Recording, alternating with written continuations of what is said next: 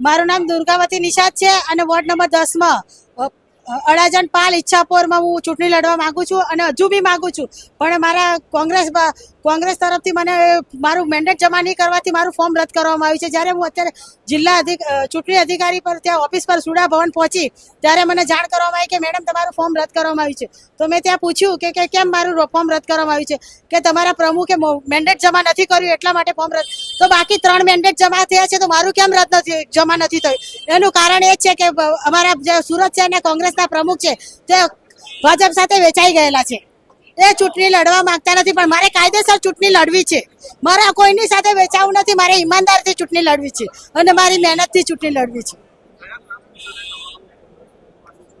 એ કારણ એક જ છે કે ત્યાં સામે આપ આદમી નથી, કોઈ કોંગ્રેસ અને ભાજપ છે. એટલે હું કોંગ્રેસ હટી ગયું તો ભાજપ જીતી ગયું, એટલે કોંગ્રેસ વાળા વેચાઈ ગયા.